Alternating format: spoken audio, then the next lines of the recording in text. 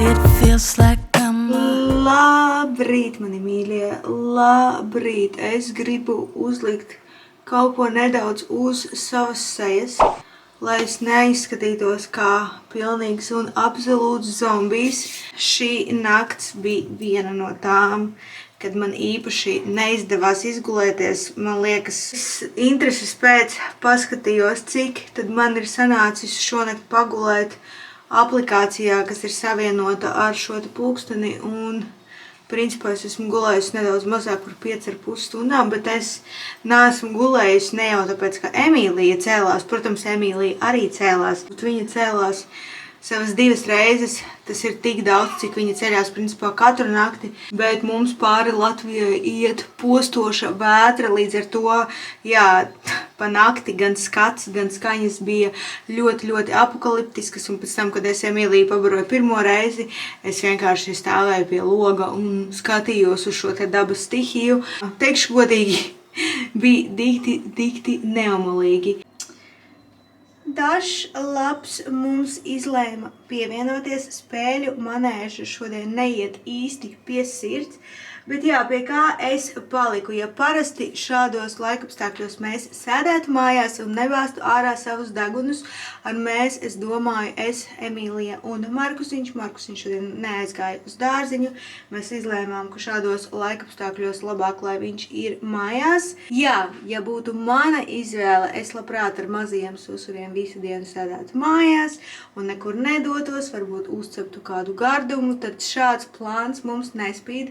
Diemžēl mums būs jādodas ārā no mājas, jo pirmkārt Emīlijai ir viņas ikmēneša apskats, un ja nemaldos, tad viņai šodien būs pote, kas nozīmē, ka rīt mūs gaida, es domāju mani, mūs sagaida jautrība. Es atceros, ka pēc Markusa pirmās potes nākamā diena bija diezgan drausmīga. Tāpat man ir jādodās pie manas ārstes uz apskati, un es labprāt gribētu pārcelt, bet tas ir praktiski nereāli, tad es tieku tikai pēc 2,5 mēnešiem, un tas man nedara. Tāpēc jā, būs vien jādodās, lai būtu viss nedaudz vienkāršāk, jo šie te dakteru pieraksti ir diezgan tuvu viens otram. Mana ārste ir 3, savukārt Emīlijas pediatra ir 4, un ja mana ārste ir centrā, tad Emīlijas pediatra ir Āgenskalna sākumā. Mēs ar manu mammīti sarunājām, ka viņa atbrauks, un mēs brauksim visi kopā, lai tādējādi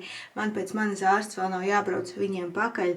Katrā ziņā, jā, es gribēju pārcelt vienu vai otru pierakstu, man tas neizdevās. Tā kā jā, mēs gaidām mammīti, viņa pavisam drīz būs klāt, un tad, kamēr mums nav jābrauc pie mana ārsta, mēs ar Markusiņu aizbrauksim pakaļ bento kūciņai, jo mazajai smalkmaizītei, mazajai garšīgajai būciņai šodien ir 1 mēnesītis, un es esmu pasūtījusi tam par godu mazo bento kūciņu, tā kā tāds ir šīs dienas plāns. Mums šodien ir nelieli svētki, ko mēs arī atzīmēsim ar mazu kūciņu. Un jā, bento kūciņu es pasūtīju Kūku darbnīcā. Es atstāšu viņu Instagram lapu video aprakstā. Nezinu, nekad neesmu pie viņiem sūtījusi, tā kā es ceru, ka būs ļoti, ļoti garšīgi, bet katrā ziņā viņus ļoti rekomendēja.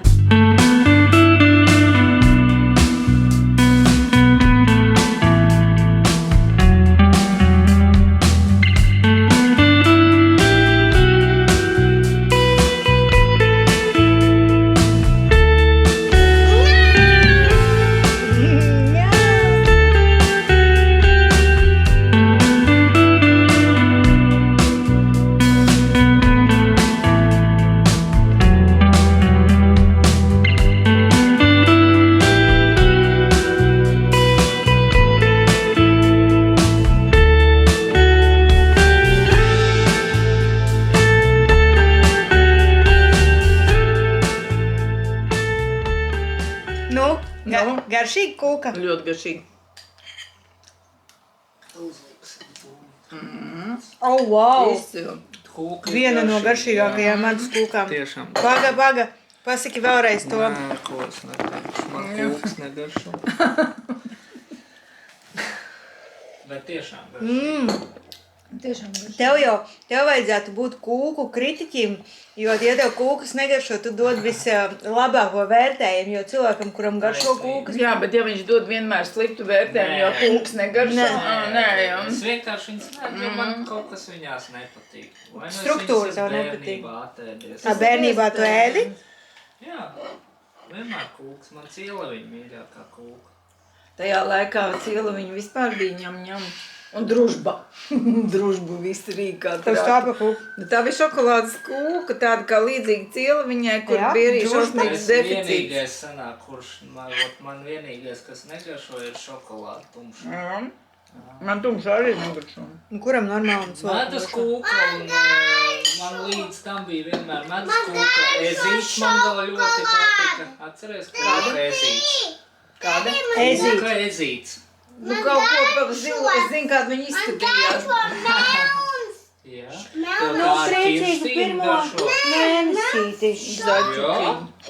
Zini, kas man ļoti garšo, man pat draudzene taisīja, viņa strādāja tanī rudenī, nu tur, kur tas itāk roka, kur mēs tos sieviešu dienu toreiz bijām. Un viņa cepa bija tās putukrējuma torts, viņas bija Tās man negaršo. Ne, bet viņai nebija sāda, viņas bija tik garšīgas, viņas bija vienkārši, nu, protams, viņas bija jāēd uzreiz, jo putukrējums tev tur ilgi nestāv. Ārprātīgi tās bija garšīgas kūkas. Nu, es tagad domāju. Viņas bija ļoti gaistīga un ļoti mīklas, tikpat kā nemaz, jā, nu, fantastiski vienkārši. Martu. Ļoti garšīgi. Nu, mēs tagad kūku sēdīsim katru mēnesi. Es tā saprotu. Atzīmē katru mēnesi 29. datums. Bet šitā vēl skaitās L bento kūciņi. Ir vēl M izmērs, kur ir vēl mazāk. Nu, ja cilvēks vispār dietā. Laba opcija, bet, nu, cena gan, 25 eiro. Nu, tas pats, kas nopirkt lielo tortu un izmest pūst ārā. Arī, jā. Jo būsim reāli, kurš apēd lielo torti, kurš, ja tu nopērc, ja tu aizies uz veikalu, nopērc lielo torti, nu, nevar, ja vien tu neesi Rīma. Bet tu zini, ka tu biji maziņa un vispār nekā nebija pirms 90 gadiem. Un bija tāds Andreja netālu no mūsu mājas, kur sāk cept aprikošu tortes. Kaut ko tādu Nē, tu noteikti neatceries, bet tu arī rīkā traka. Un mēs ar Aivaru kā slimi, mēs gājām uz to Andri, un tā bija lielā torta, nevis kaut kāda maziņa. Klausies, mēs visi 4 tā Ronaldu, vai arī 3 tā bez Ronaldu rijām, kamēr norijām. Nav jau brīnums, ka pēc tam, nav jau brīnums, ka pēc tam diabetā iegrad, cik var tās tortas rīt, jā. Bet toreiz kaut kā baigi prasījās. Died nekā tāds Nu, nebija. vienkārši tajā brīdī ļoti gribējās, jā.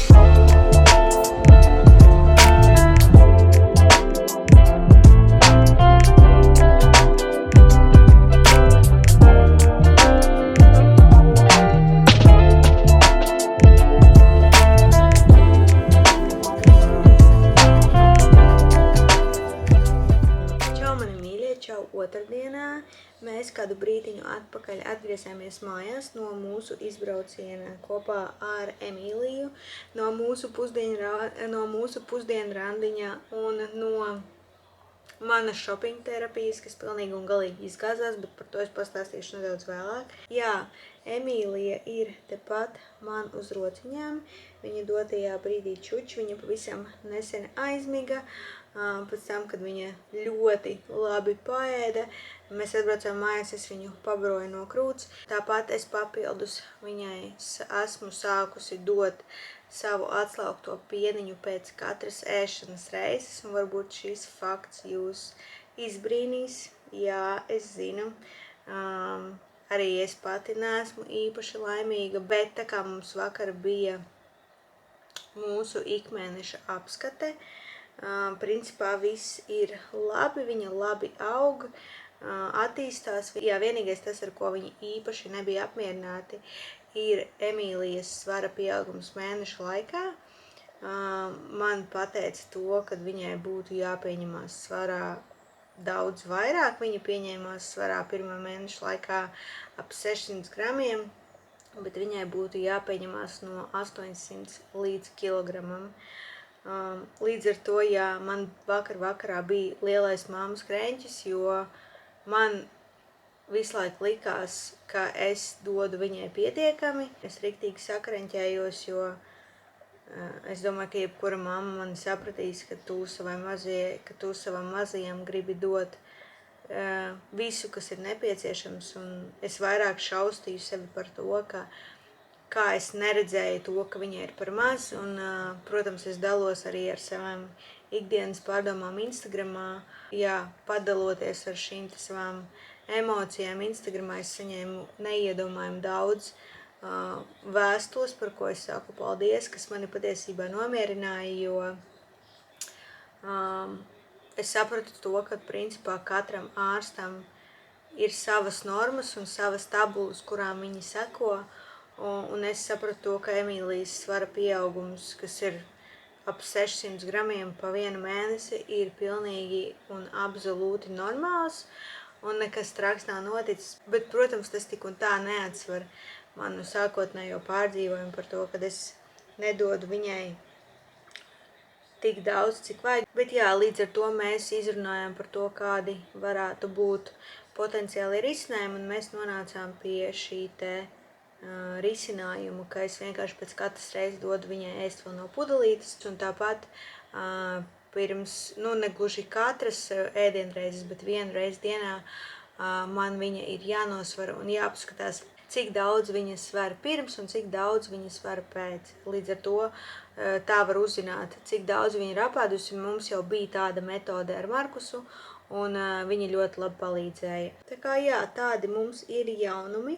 Ēdīsim atslaukto pieniņu pēc katras ēdienreizes, lai būtu pārliecināti par to, ka mazā peciņa ir pēdusi un viss ir labi. Savukārt, jā, šodien šis te izbrauciens kopā ar Emīliju nebija tik izdevies, cik man gribētos, bet, vismaz paldies, ka viņa man atļāva paēst, jo, jā, pēc tam, kad es jau biju gandrīz apēdusi savu neiedomājumu garšīgo cepto laša fileju ar grilētiem dārzeņiem.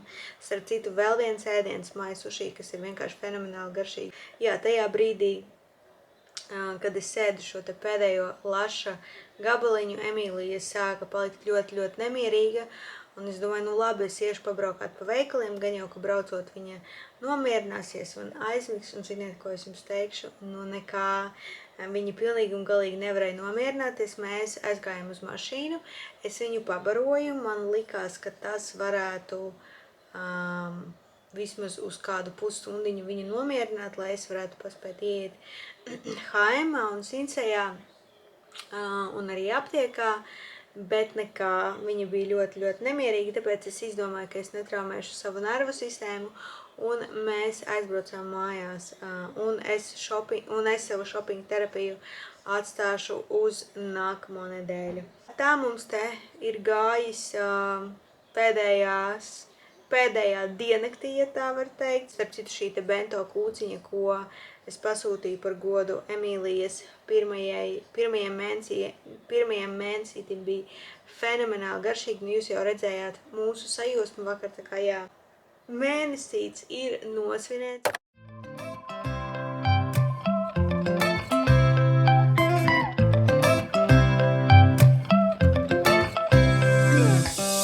Right now I'm standing in the corner.